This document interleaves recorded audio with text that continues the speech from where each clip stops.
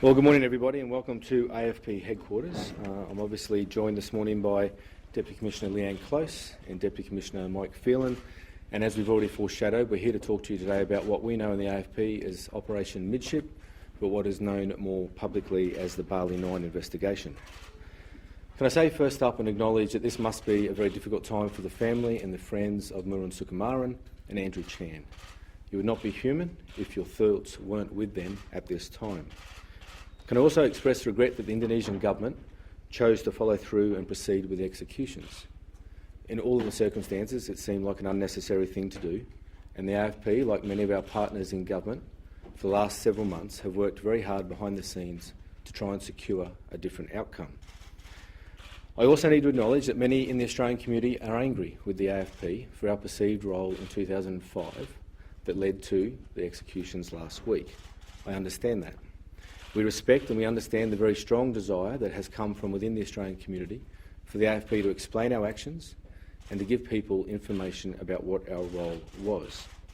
For me as Commissioner, it's vitally important that the Australian community understands and has confidence in the AFP, and that confidence comes from them making informed judgments and decisions about our actions. So it's for this reason that we believed that it was important that we stood here and held this press conference today, where we had an opportunity to speak and answer the questions that the community has and to explain what our role was, and in some cases to correct some of the misreporting that has occurred. In doing so, I have to say up front, it is not necessarily my intention to convince the public to agree with the decisions that we made in 2005. Policing is difficult and it involves making very difficult decisions. What I want to do today is to give the public enough information, the right information, so that they can make informed decisions. What I plan to do today is make a few brief comments myself, and then I will hand to Deputy Commissioner Phelan, who will make a few brief comments, and Deputy Commissioner Close. They will talk about the historical aspects of this investigation, as well as, I think importantly, address how we deal with these matters today. You'll understand that this investigation is complex. It's been complicated from the start. So if we refer to notes at certain times throughout this press conference, you'll understand why. But before I do hand across to my Deputy Commissioners, there's a few things that I would like to say. Contrary to the view of some, the AFP has at all times been open, accountable and transparent for the role that we played in 2005. We've appeared before a number of parliamentary hearings in relation to this matter and answered questions. We've given substantial evidence at criminal trials both here in Australia and also in Indonesia about this matter. We've given substantial information to the Federal Court and given testimony in relation to an action that was brought against the AFP that scrutinised our actions in 2005, and we have made a number of media appearances over the course of the last 10 years. Now, as Commissioner, I welcome that scrutiny of our role, and I believe it may not end today. We've also never denied, however, the role that we played and the role that the information we provided to Indonesian police played in the arrest of those 9 Australians 10 years ago. We chose not to speak publicly about this matter over the last 3 or 4 months. We chose not to speak publicly because we didn't want to negatively impact in any way government's very strong efforts for clemency in this case. That was the right decision. However, it is very different to say that we've never been accountable and we've never answered the questions about this matter. We chose not to do that, and that was the right decision over the last 3 or 4 months. I'd also like to address some of the misreporting that this investigation commenced as a result of a tip-off from a concerned father in 2005. It simply did not. Deputy Commissioner Phelan will provide more information about the investigation in a moment, but the AFP was already aware of and had commenced investigating what we believed was a syndicate that was actively recruiting couriers to import narcotics to Australia at the time of Mr Rush's contact with the AFP. The simple facts are that at the time we were working with a very incomplete picture.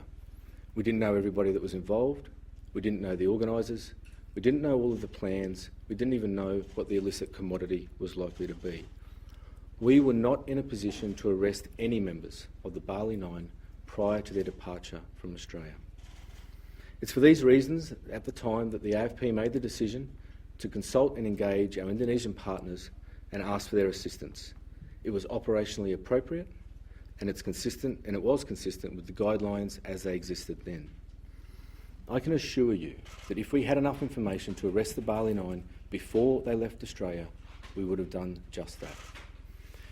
Equally, while there has been a great deal of attention placed on the 9 Australians that were arrested in Bali in 2005, relatively little attention has been given to the other 6 syndicate members that were arrested and prosecuted here in Australia as a direct result of the information that the Indonesian National Police was able to provide to us after their intervention in Bali. Had that not occurred, those prosecutions may well never have taken place. Now, as to the question of why they were not allowed to return to Australia, again, Deputy Commissioner Phelan will provide some more information about this to you in a minute. But just as you would not expect the Indonesian police to dictate to the AFP, nor any other law enforcement agency in this country, how we should deal with the commission of serious crimes in Australia, nor can we dictate to our Indonesian partners or any of our foreign partners how to deal with the commission of serious crimes in their country. This is the harsh reality for Australians who go overseas and become involved in serious crimes. Transnational crime is just that. It is transnational. The AFP has a mandate and a very strong focus on preventing the impacts of transnational crime in Australia. Our strategy for many years is to take that fight offshore wherever possible to minimise and reduce the impact that it has here in Australia. We are a very lucrative market for drug traffickers. Those people who seek to profit from drug trafficking by organising, overseeing, recruiting couriers and organising importations stand to make a large amount of money.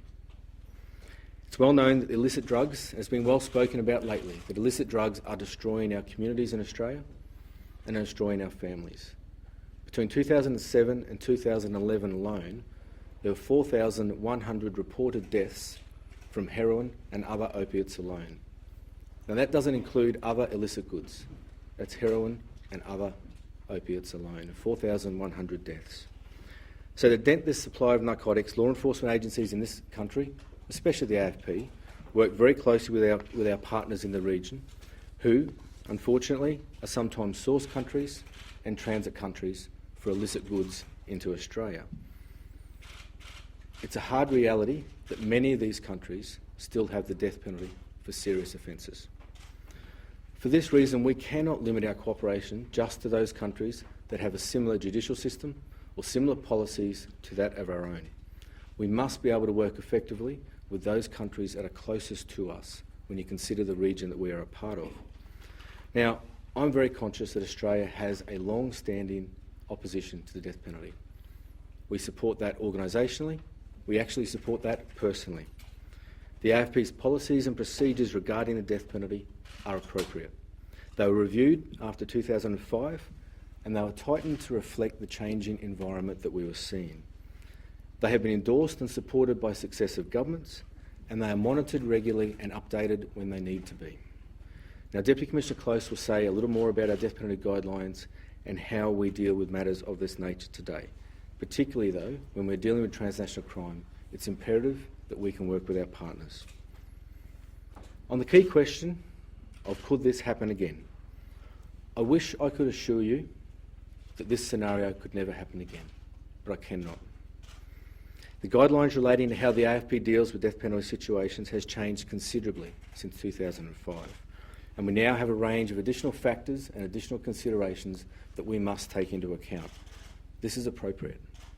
But every investigation is different, no two scenarios are the same, and when we commence an investigation, we cannot always predict where that investigation may lead. The revised guidelines that were significantly revised in 2009 tightly manage how we would deal with that same scenario today. But the reality is, and this is important, while every Australians choose to travel overseas to foreign jurisdictions and participate in serious crimes, especially drug trafficking and transnational crime, that possibility still remains. The Bali 9 is a tragic reminder of the risks associated with people, with Australians who travel overseas to participate in drug trafficking and other serious crimes. If there is to be a message out of these executions that we saw last week that took place, I sincerely hope it is that other young lives are saved by people thinking twice before participating in serious crimes overseas. Now, I'll hand over to Mike in a moment, there's one final point that I feel needs to be said. As I've said, decisions like this aren't taken lightly.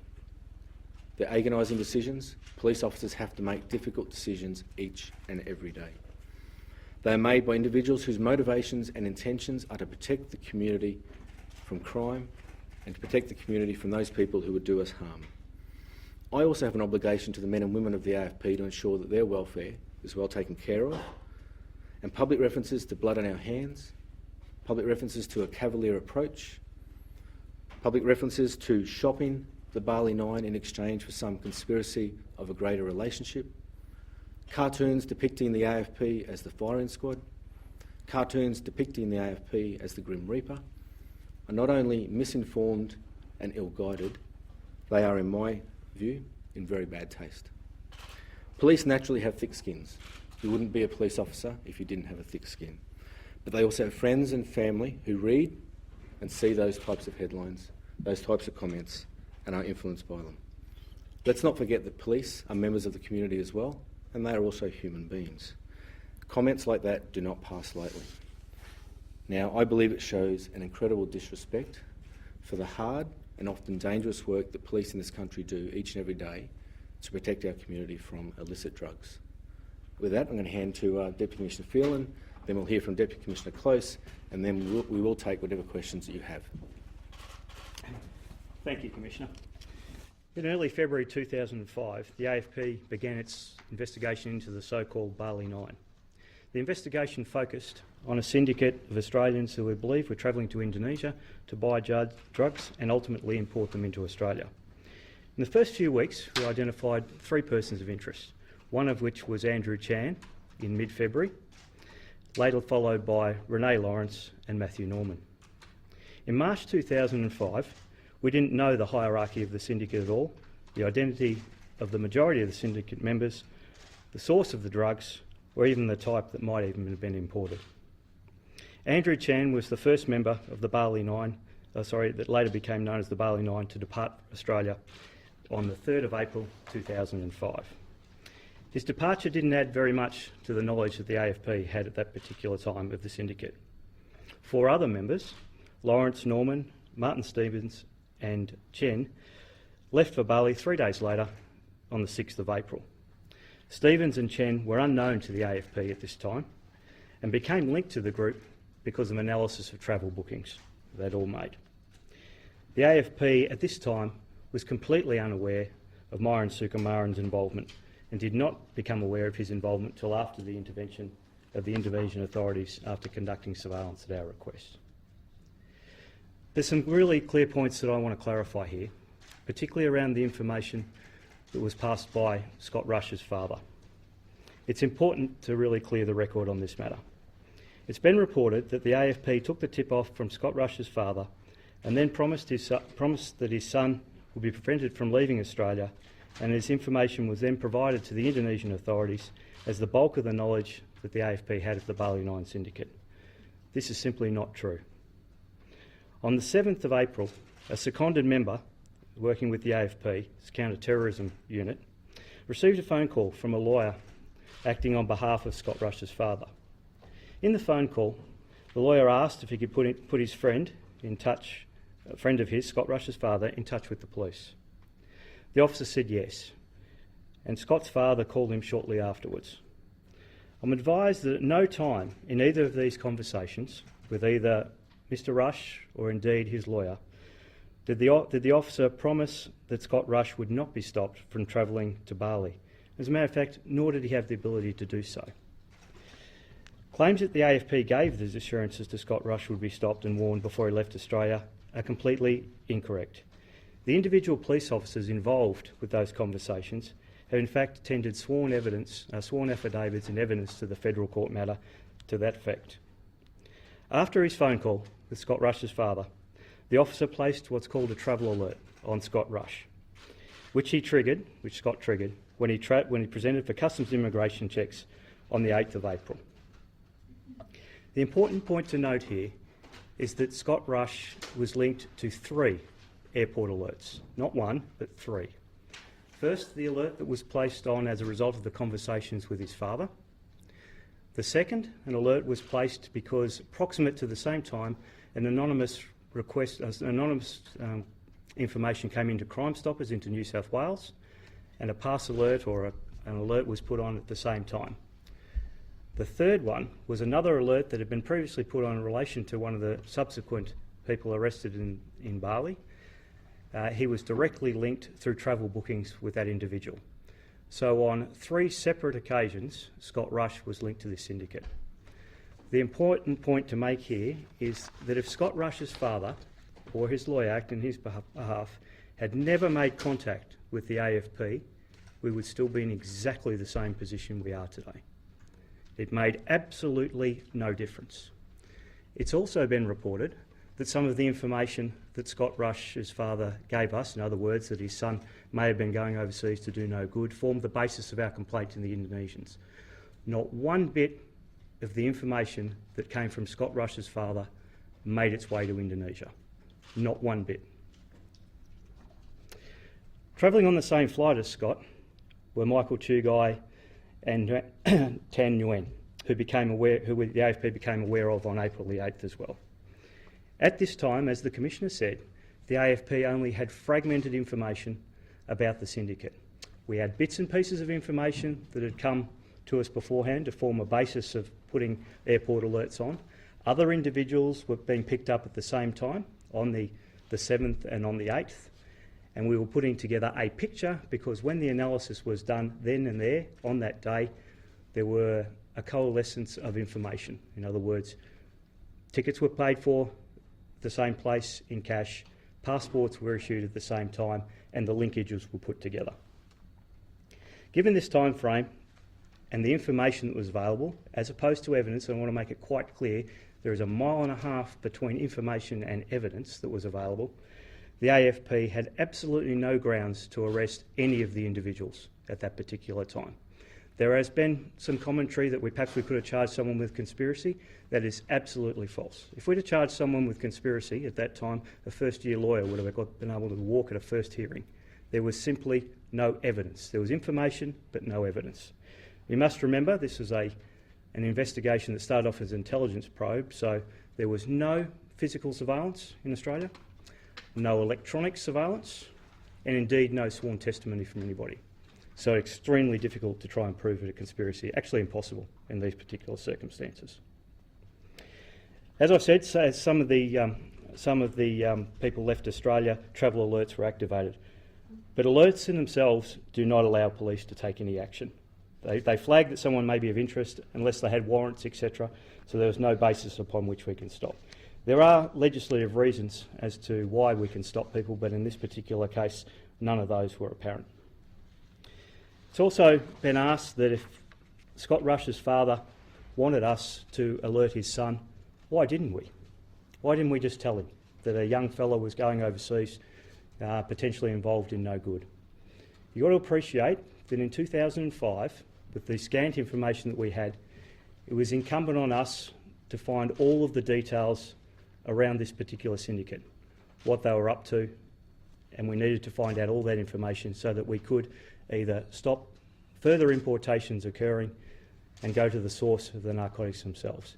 It is absolutely not feasible to alert somebody who's going overseas that we are of police interest to them in relation to serious and organised crime investigations of this nature. It is absolutely imperative that we find out what's going on after they go. The Bali 9 obviously left Australia at this particular point in time. That leaves us with 2 clear options as to which way we could then take the investigation.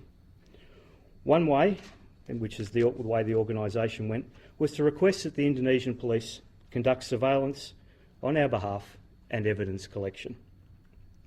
We understood, and I'll be clear, and I've been saying this now for the best part of 10 years, that decision was made in the full knowledge that we may very well be exposing those individuals to the death penalty. I've said that before, and it's not a position that the AFP has stepped away from. We knew what may occur as a result of that. Particularly, we understood that if we made the request of the Indonesians to conduct surveillance and evidence collection, that if they found them in possession of drugs, they would take their own action and they would do what they saw fit. Similar situation here in Australia and everywhere else throughout the world. Well, one can appreciate that if we had live narcotics here, that we would not let them run to Indonesia, nor would we let them run anywhere else for that matter. The other option, of course, that was available to us is to facilitate an interdiction back here in Australia. The AFP was completely unaware, as I said, of the hierarchy of the syndicate. We didn't know anything about where they were getting the narcotics from, how much, how deep the syndicate ran. And it's all well and good to look back in hindsight now, where we know it was a very sophisticated operation. And I do say that, and I don't say it lightly. These people were involved in multi-importations of large amounts of heroin and had linkages into many other investigations that the AFP was carrying out at the time and subsequently. That's what we knew in hindsight. But at that particular time, we didn't know anything about how much drugs would come in, etc. To let them come back through to Australia, we may have had no evidence when they come back. We may have very well grabbed a couple of mules that come back, but we would not have been able to have any evidence in relation to the wider syndicate. And for those of you who have been reporting on crime for the last 30 years or so and know anything about drug importations, in order to get overseers and organisers, we'd have had to have the couriers roll over. And for those of you who can do the analysis over many drug importations over the years involving couriers that come through, you can probably count on a couple of hands the amount of times couriers, without any other information, so without any electronic surveillance, without any physical surveillance, without any testimony, who roll over on their overseers.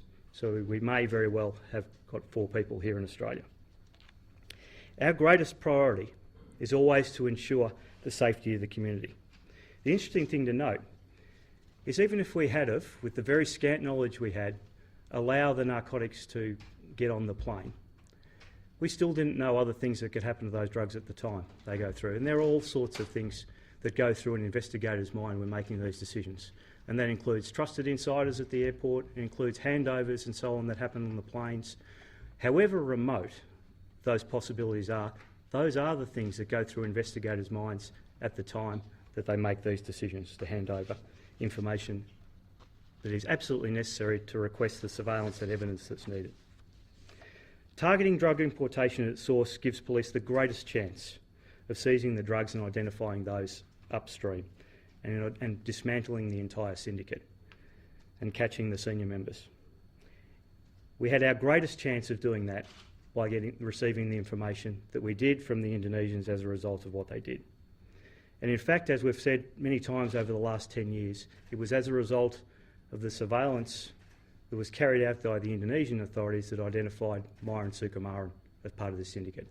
He was absolutely unknown to the AFP prior to the intervention of the Indonesian authorities at our request. Following the arrest, AFP investigators used the information provided by the Indonesian National Police to progress investigations back here in Australia in relation to the syndicate members.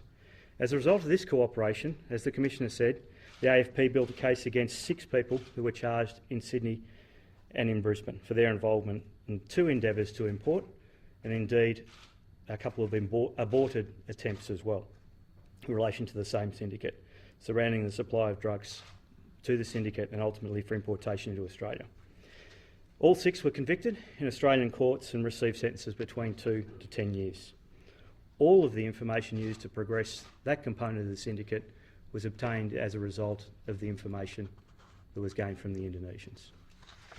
I think that's all I'll say at this particular point. Happy to answer questions later. I'll hand over to Deputy Commissioner Close. Thank you. My name's Leanne Close. I'm the Deputy Commissioner Operations for the AFP. My job is to lead all of the teams involved in Commonwealth investigations offences in relation to the work that we do, including drug operations, organised crime and our International Liaison Officer network. So our network comprises 96 officers working in 29 countries around the world. I'm going to take you through the AFP's guideline in relation to the death penalty from 2005 to now, so you can better understand how they operate. As you heard, Justice Finn of the Federal Court ruled in 2006 that the AFP acted lawfully and in accordance with all its legal obligations in respect of Operation Midship or the Bali 9 investigation. However, the review did recommend that we review our processes to strike a better balance between justice outcomes and the AFP's responsibility to protect the community from criminal activities. Since then, we've continually reviewed and updated our guidelines. The AFP National Guideline on International Police-to-Police Assistance in Death Penalty Situations provides the foundation for all of our officers and sets out our obligations in relation to the exchange of information with foreign law enforcement agencies.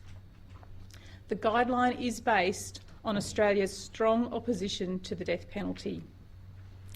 Compared to 2005, our current guideline has a much greater level of clarity and certainty for our officers and our decision makers in relation to investigations that involve death penalty situations. The need for law enforcement agencies to exchange information with foreign counterparts is still recognised in the guideline. But today, each matter must be assessed on a case-by-case basis before an assessment is made about international cooperation.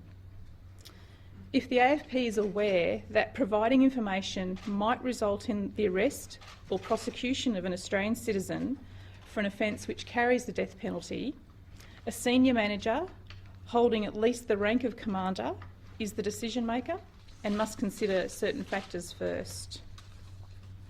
In 2005, this specific level approval was not in place. Now, every single time we consider providing information in these circumstances, we assess a number of factors: the purpose of providing the information and the reliability of the information, the seriousness of the suspected criminal activity, the nationality, age and personal circumstances of the people alleged to be involved, the potential risks to the person or other people in either providing or not providing that information. We assess Australia's interest in promoting and securing cooperation from overseas agencies to combat crime, and the degree of risk to the person if we provide the information, including the likelihood of whether the death penalty may be imposed. Importantly, ministerial approval is also required to be sought by the AFP in cases where a person has been detained, arrested, charged or convicted with an offence that carries the death penalty. In the past, ministerial approval was only required where a person was already charged and convicted. Each year, the AFP Commissioner must also report to the Minister about the number of cases and circumstances in which assistance was provided in death penalty cases. This is a requirement that we did not have under the 2005 guidelines. I want to make it very clear that the real-time exchange of police information is an essential part of the AFP's ability to combat crime. We work with foreign law enforcement agencies every day, but as police officers, we know that there is a balance required and judgment in relation to the information that we provide. Our main objective is to protect the community from harm. If we didn't have the ability to work with all of our law enforcement partners, we simply couldn't function. I know it would be impossible to do our job. Illegal drugs are a scourge in our communities, and the AFP and our partner agencies work hard to fight this crime. To put this into some context for you, since 2012, Commonwealth agencies have seized nearly 10 tonnes of amphetamine, 2 tonnes of cocaine and 1 tonne of heroin, as well as vast quantities of cannabis, precursors and sedatives, with a total weight of 20.3 tonnes. The seized amphetamine, cocaine and heroin alone would have added up to 200 million street hits. That means that would be more than 8 hits for every man, woman and child in Australia.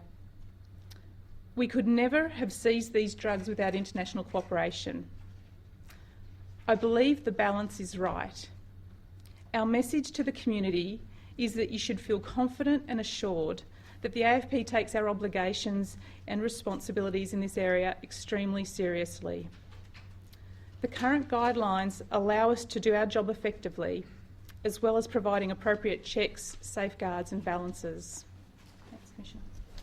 Okay, now we're going to try and get to everybody's questions. I imagine there's a lot. Commissioner, would you have changed anything about the way that the AFP conducted the operations? And you mentioned at the beginning that the families were in your thoughts. Do you think the AFP owes them an apology? No, I don't believe we owe them an apology. It's a very difficult question. I mean, we can't apologise for the role that we have to try and stop illicit drugs from coming to this community. You know, we've said many times that illicit drugs are destroying families and it's destroying our communities. In answer to your first question, would I have changed anything? Look, I've said that we regret that the Indonesian government went through with the executions. I think in the circumstances, as has been said many times by a number of members of government, that I think that was wholly unnecessary, and if it's to be believed and reported, and we have no reason to think anything differently, Chan and Sukumaran were rehabilitated, and that's a credit to the Indonesian justice system. But we can't second-guess decisions that were made by investigators 10 years ago. Deputy Commissioner Phelan, in 2006 you said that you ultimately took responsibility for that decision to hand the information over. Can you confirm that's right? How many other people in the senior levels of the AFP were involved in that decision-making process to hand that information over? And was there any consultation with ministers or their officers? No, I was the most senior person in the AFP prior to the information being supplied to the Indonesian authorities. The Minister's office and indeed the government were not briefed at all prior to that. It was clearly an operational decision that fit at the time within the guidelines, and I was the most senior officer in the AFP as well. No one else in the AFP higher up the chain? No. Commissioner, if Australians today believe they have information about transnational crime or drugs, why would they give that information to you if they're concerned about it, but are also concerned that giving information to the federal police could lead to an Australian being executed overseas? Well, first of all, let's put this in context. This was 10 years ago. The AFP conducts thousands of these investigations each and every day. You've heard from Deputy Commissioner Close about the amount of narcotics that we are seizing.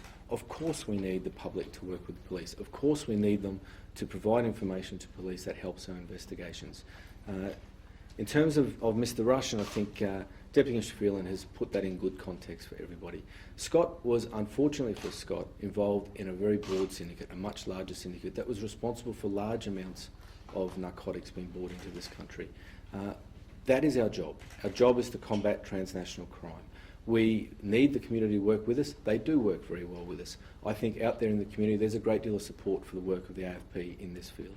But if they give you information, could that information be used by foreign authorities in death penalty cases? Well, I've just said, I mean, I can't. I would love to look you in the eye and say I can give you an absolute assurance.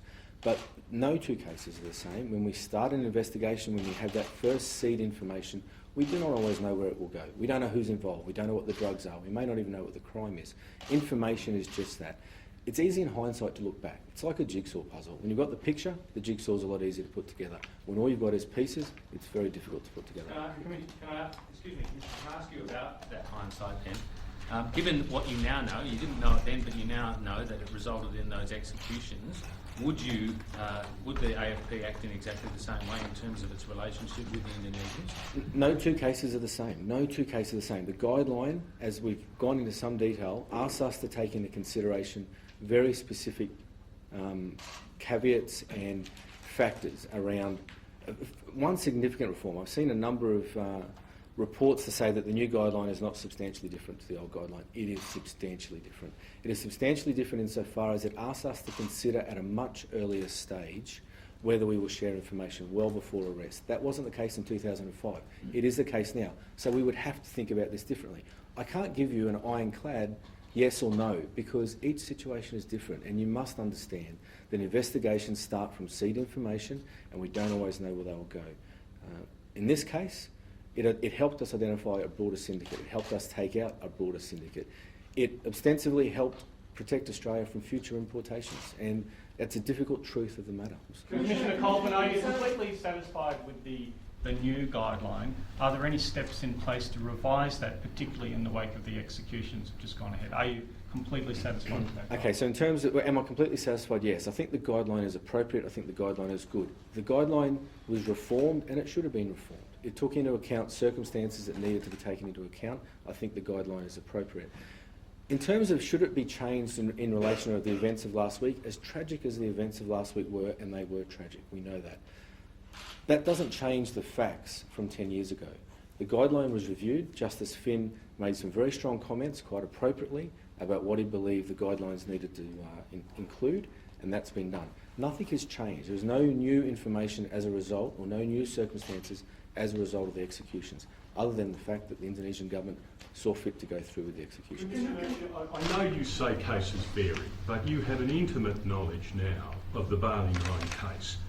Surely you have a sense today, if those circumstances were repeated, Yes. whether the police would cooperate with Indonesia or protect the Australian citizens. Surely you have a sense, one way or another, which way your agency would go. Okay, so my first point to that is, which Australian citizens do you want us to protect? Those that are impacted by narcotics each and every day? I know that's not your question, but that needs to be put into the context. It's a valid point, but it doesn't address the question I've asked. No, the Specifically, guideline... Which way do you believe your agency would go faced with an identical set of circumstances today?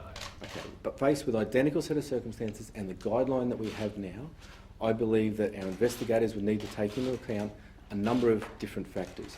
They may well not choose to go down the same path they did in 2005, but I can't get into the mind of every investigator and know everything that they're thinking. You think it's likely, though, the outcome would be different? I believe it's likely, but I cannot give you a firm answer one way or the other, because every circumstance is different. Commissioner, on the subject of the ministerial directive, Yes. can you please explain to us, what that actually changes, what the situation is with the directive? Did the AFP ask the government to remove the directive, or did it just do it off its own bat?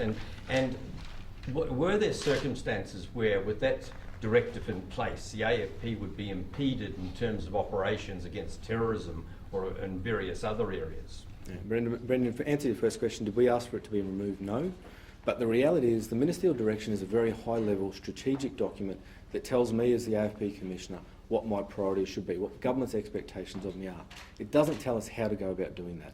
So whether the guideline is referred or the objection to the death penalty is referenced in that ministerial direction or not, largely is irrelevant to me. The guideline exists, and I expect all AFP officers in their investigations to take account of that guideline. It didn't need to be in the ministerial direction. We didn't ask for it to be removed, but largely it's a distraction because the directive, the ministerial direction is a strategic level document telling me what my priorities are. It doesn't tell me how to go about executing those priorities. Could it have an impact on No. AFP operations in any way? No, because the guideline exists regardless of the ministerial direction. And just clarifying another point, in terms of, you asked yourself the key question in this whole business, whether this could happen again, and you answered the question in some detail. But we have countries now which are very strongly enforcing the death penalty, like China, for drug offences, and there are a number of Australians on Yes. death row in China. Is there basically, are you still in a position to feed information to the Chinese authorities about drug smuggling in China? We are, Brendan, and we have to be. But we have a guideline that very tightly dictates what are the considerations that we have to do. And there are a number of instances, and Deputy Commissioner Close can give you some numbers, where we have to make a conscious decision not to because those guidelines are in place, and that's appropriate. So does it limit, does it restrict, does it hamper at times our ability to work in a completely open fashion with our partners? Yes, it does. I think that's appropriate because Australia has a long-standing, very strong objection to the death penalty, and we need to be conscious of that. The flip side, and this is the challenge for the AFP and all law enforcement, is to do the work we do, we need to be able to work with those countries. We are in a region that is surrounded by countries that have the death penalty. Commissioner, are the masterminds behind the Bali 9 drug network, which seem to be a smallish network, are the masterminds behind it still at large? Are there ongoing operations relating to this case? I wouldn't say it's a smallish network. At the end of the day, 9 Australians were arrested. There's another 6 were prosecuted here. That's 15 alone.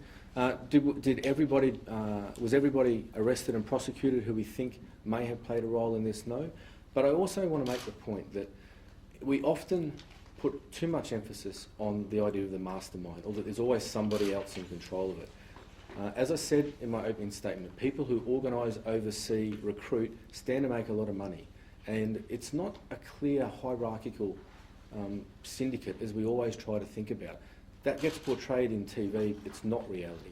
So there are always ongoing investigations. The intelligence that we took out of this investigation has been used in subsequent matters and helps inform our view. We would always like to arrest more people. That's not possible. On this occasion, 15 people were prosecuted. Sorry, there's a question. Oh, just to the masterminds or not, I mean, they were organisers and they were drug mules. Can you reflect or go through the AFP's satisfaction with how the arrests ended up? The true kingpins, they're out there, or dead. Look, sorry, say the last bit again. Or dead. Isn't it that some of them are dead? Look, there's been some reports that the Indonesian police did in an exchange with one person who was a suspect, so we can't go beyond that to say they were a suspect in this matter, that there was an exchange and that person's now dead. There are other people that we have intelligence to suggest that they were involved, mostly offshore, not here in Australia. But in terms of whether we're satisfied, we can only do what the evidence allows us to do. In this case, 15 people were prosecuted. That's 15 less people that were bringing heroin into this country. And at least 2 of those people were reasonably senior and were pulling the strings and organising. Now, I want to be very respectful of what happened last week. So I'm not here to give more information or to condemn those people further. It was tragic what happened last week. We need to be conscious of that. But these are difficult investigations. Commissioner, you said that the AFP now has tough new guidelines, but you've also said that with perfect hindsight and the identical circumstances, you wouldn't know, as the head of the AFP, what an officer should do. Does that not show that they're too subjective, that they're too vague? I didn't say I wouldn't know what an officer should do. I said I can't always know what an officer's thinking in the matter. Are they too subjective and vague? No, they're not, because this is not an exact science that we're dealing with. We often don't know the individuals involved. We often don't know the narcotics. What we might have is seed information. The only way we can put those pieces together and try and remove a syndicate, be it drugs or any other transnational crime, is to work with our partners. But what would you want them to do as the head of the AFP? I want them to study the guideline. I want them to understand the guideline. I want them to apply the guideline. I can't be any more specific than that. Just back on the question of masterminds. Hong Viet Luong was named in court as a senior organiser of this. He fled after the Bali 9 arrest. There was also a man described as having a mohawk in a nightclub who was identified as a kingpin. He has never been found or identified, both in Australia. The 6 people that you mentioned who were arrested back here couldn't be described as kingpins. No. Wouldn't you have had a better chance of actually arresting the senior organisers of this had you allowed the Bali 9 to come back here and continue the investigation? Look, no, I don't believe we would have, because for a start we wouldn't have identified those 6 people that were prosecuted in Queensland. We may have had enough to arrest, obviously, the couriers that came through that we knew about that were carrying the narcotics. We would have had enough to arrest them, unless they were prepared to give us information, which on this matter most of them weren't prepared to give us a great deal of information. We would have had to stop there. We would have had nothing further. Now, look, Deputy Commissioner Phelan will know a bit of detail and specifics about those 2 individuals, but again, just because they're mentioned in court is a long way from our ability to actually prosecute them. There were subsequent investigations. There were investigations for quite a lengthy period of time after this after the arrests. We followed as many rabbits down as many holes as we can. We prosecuted those that we had evidence on. Mike might have more to say. The Commissioner is absolutely right. We chased as many of the rabbits down as many of the holes as we could.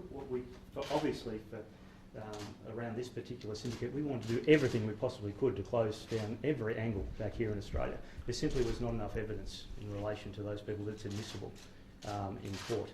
The interesting point you make around whether or not by letting the couriers come back to Australia we would have been able to follow it further down the chain here.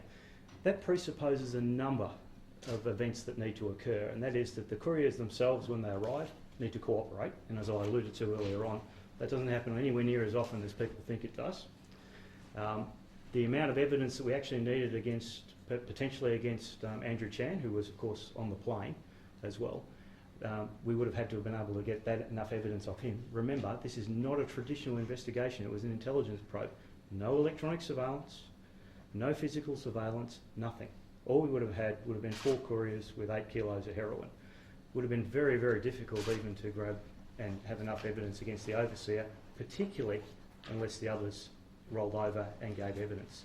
The mere fact that we were able to prosecute the other 6 in Australia, of course some of them gave, and some other witnesses of course were indemnified witnesses and gave evidence against other couriers, which I'm sure you're aware of. The only reason we were able to use that leverage was because of what happened in Indonesia. But for that, we would have had 4 couriers here that would have been linked like nearly every other serious and organised crime investigation we have, where there are links, some of them tenuous, some of them more firm than others, but simply not enough to proceed against those.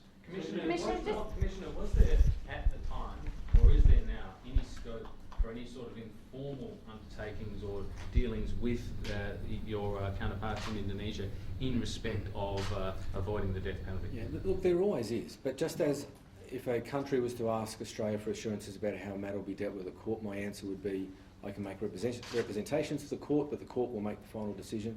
That's the answer that we get, and that's the appropriate answer. Now, could there be more? Could we consider treaties with countries? Could we consider new arrangements? Yes, we do, and we talk to them about that all the time. And would that help in this scenario? Possibly, but it's not an ironclad because courts will make its own decisions about it. Just in relation to the 6 people that were arrested in Australia, isn't it true that that information came from Renee Lawrence after she was arrested, not from Indonesian police at all? No. Some of it, sorry, Becky. Some of it came from her? Some of it, but not all of it. Definitely After she was arrested? That's right. A vast majority of it? No, not the vast majority of it at all. I think we answered that. You referred in your opening remarks to, I think, conspiracy theories around the broader relationship. Are you saying that no consideration was given whatsoever to the broader relationship, particularly on counter-terrorism, in making the decision about how to inform the Absolutely, categorically no. The idea that we shopped these Australians into this situation because we wanted to try and curry favour in relation to other investigations is fanciful and offensive. Of course, it is important that we have relationships with our partners, and we've already spoken about the guidelines, the review guidelines ask us to take into consideration partnerships. But the way it's portrayed that we wanted to do with some sort of trade-off is just inaccurate. Not necessarily in the mindset of the officers at the time, but perhaps the structure of the relationship at the time had been built in such a way that information sharing was expected, and this might have... Well, I'm happy to answer the question, Commissioner. I mean, I made the decision, and no, it didn't enter my mind at all. When I made the decision, or authorised the decision, at the end of the day, I was thinking about this particular syndicate and the protection of Australians here, the amount of narcotics, and trying to build the jigsaw.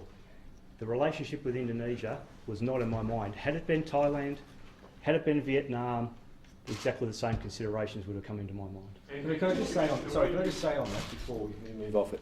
There are international obligations imposed on Australia that we are signatories to around the exchange of information, around cooperating in trying to prevent the illicit narcotic trade. There are bilateral relationships that we have in Indonesia. They're all appropriate and they go to working together to combat transnational crime. But my point was, still, as I say, I think it's inappropriate to reference it as that we shopped them, that we traded them, that there was some, and you've heard from Deputy Commissioner Phelan about what was on his mind. I just think that those comments have an impact on our officers who are out there every day working hard in dangerous circumstances to stop illicit drugs getting into our communities. And Deputy Commissioner, when you made that decision, did you have the full backing of all of the officers who were working on the case, or was there dissension in AFP ranks about exposing people to the death penalty? Certainly the vast majority, but I can remember at least one occasion at the time where a request was made for one of the investigators in Brisbane to come off the team. Because as a result of the passing of information, was not comfortable with us dealing with the death penalty situation. I didn't even ask who the investigator's name was. I just said, no problem.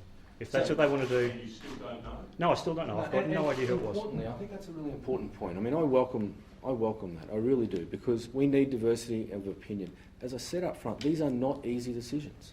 And the fact that there were some officers that were less comfortable than others goes to the point that each and every day police officers have to make difficult decisions. They are human, they make judgments, they use their discretion. I think it's entirely appropriate that that person, and good on whoever it was, putting their hand up saying, you know, I don't think I want to be a part of this.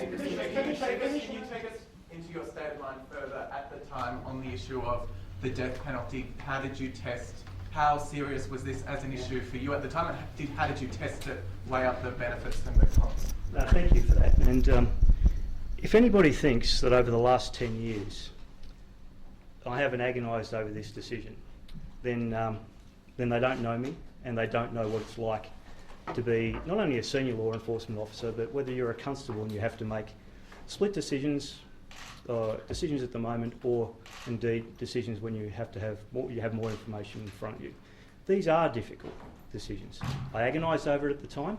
As a matter of fact, when the first decision was made to hand over information to the Indonesians by lower level officers, I stopped it because I wanted to have a full briefing on everything that was happening at the time, not post obviously, to have as much information as I could to authorise the activity.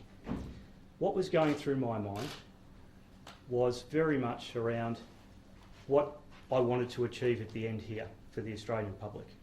I've by that time, I've been in the job 30 years now, I've been in the job 20 years by then, I run narcotics investigations. I've seen the misery that drugs causes to tens of thousands of families in this country.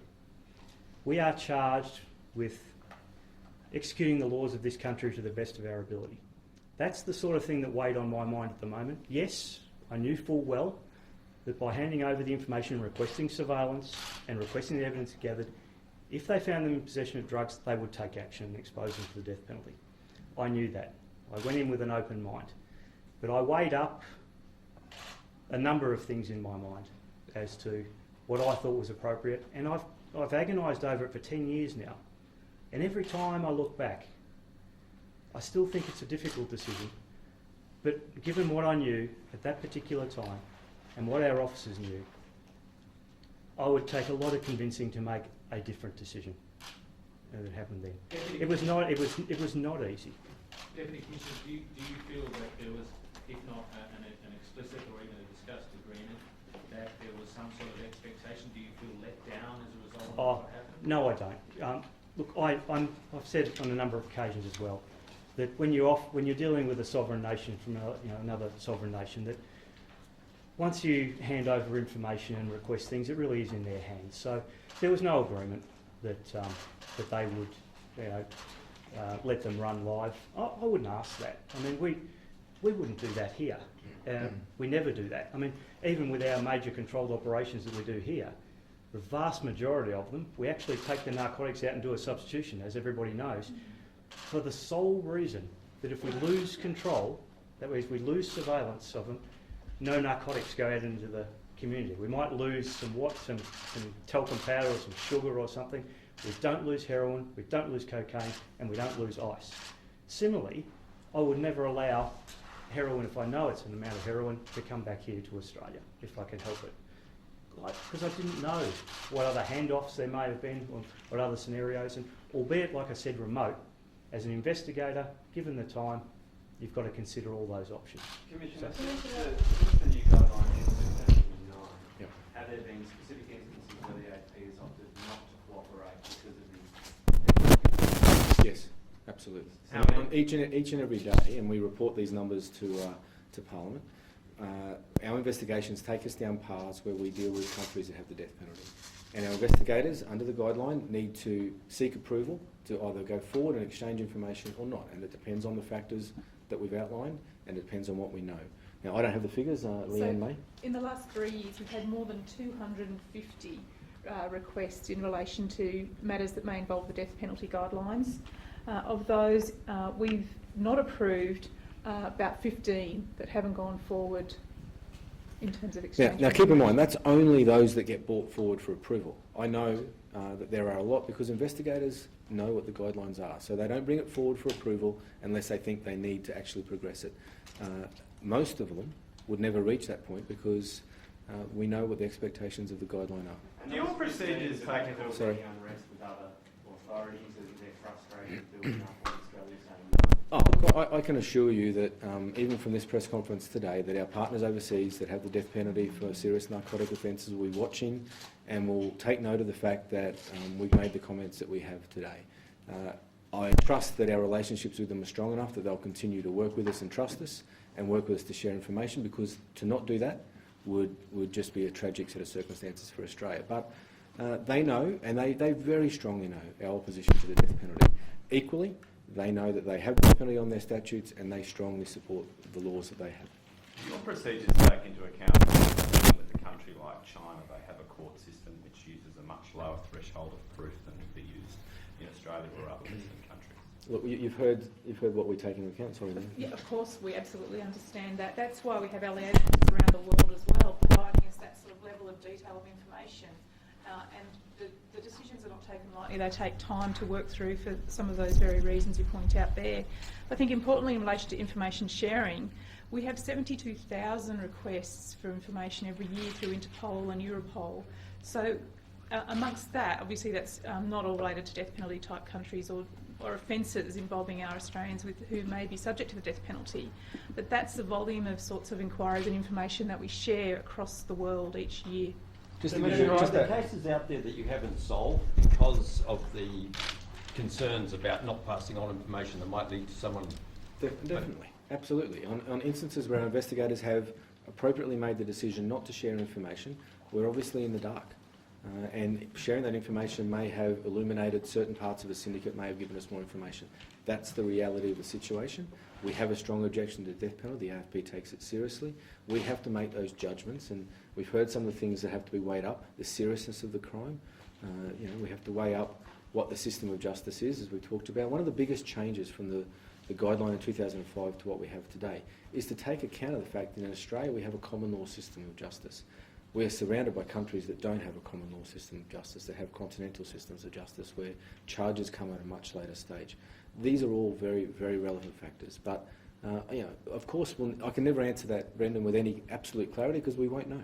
But I would be under no illusions at all that where we haven't shared information, that's probably negatively impacted on our investigations, and that's appropriate, and that's just the reality.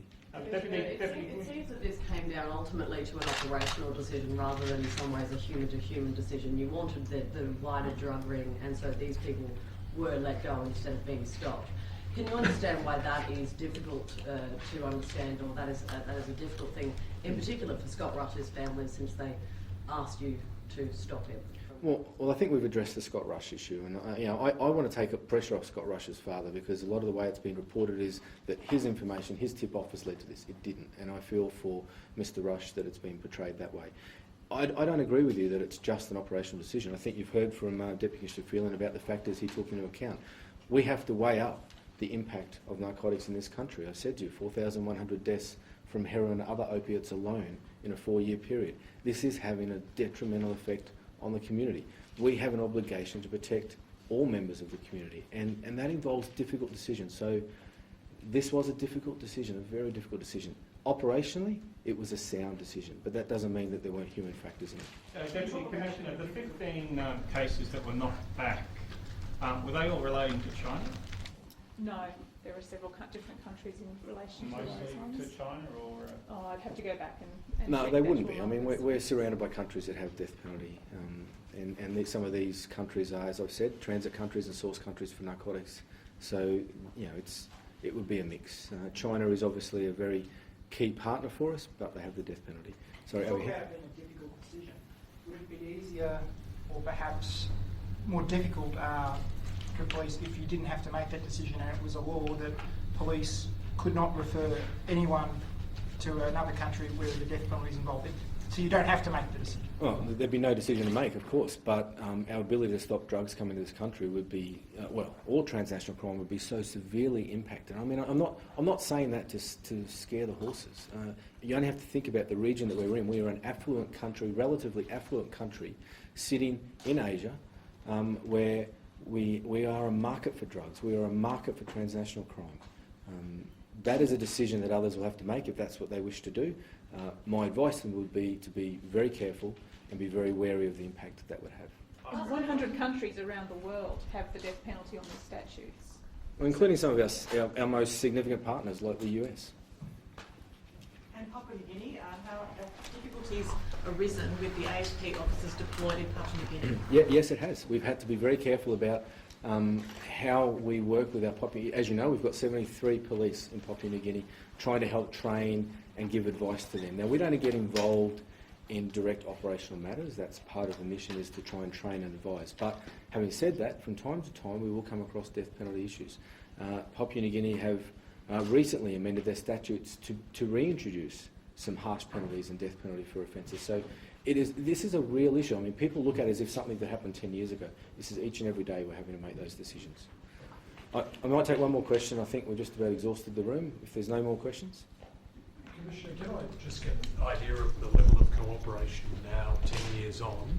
We've seen our ambassador recently recalled. Yes. Are we getting the same level of cooperation from Indonesia? And do concerns about corruption ever come into the AFP's mind when dealing? Yeah, of course it does. And I've spoken publicly about these issues in the region as well. We're in a region where these are real issues for AFP to work with. The recalling of the ambassador is a decision by government to send a very clear message, and it does that. Police work a level below that. Obviously, we have a police-to-police relationship which goes through ebbs and flows like you would always expect. There's times when it's good and there's times when it's not strong. My concern is to make sure that it's strong enough to deal with the contingencies that we have to deal with the terrorism matters, to deal with the serious crimes that we have to work with together on occasion. It is a difficult region that we work in. It would be very nice if all of our partners in the region thought, act and interpreted things like the way we do, but they don't. So that's a reality for us. As I say, though, transnational crime is impacting on us. We're in a region that we are significantly impacted by activities of our near neighbours. Just one last one to clarify, the ministerial guidelines, is that legally binding, or was it legally binding on the AFP? Well, in our Act, it requires the government to give us a ministerial direction. If you look at the guidelines, it tells us things that we need to prioritise. It doesn't tell me that I prioritise one over the other, and that's always a concern, because on any given day I might be dealing with a counter-terrorism matter, or I might be dealing with a child abuse matter, and priorities shift, and that's why the AFP moves its resources around. So it gives me my strategic priorities. It's enshrined in the AFP Act that the government must do it, and from time to time they will reflect changes in their attitude and policy to us in that document. But if you look at it, there's nothing legally binding about I must do one or the other. I mean, that's the statutory independence of the AFP, the statutory independence of my role as Commissioner. The government can give me guidance and tell me its policy priorities, but ultimately I have to make the decisions around what the AFP will do and don't do. Look, can I say thank you very much to everybody coming along this morning. I'm very conscious that for some of you this has been a long time coming. We did say that we would always take the questions. As I said at the outset, this isn't the first time we've done it, but it's the first time we have in the last 3 or 4 months, and I appreciate your patience in waiting. We have to wait for the right time, so thank you very much. Thank you.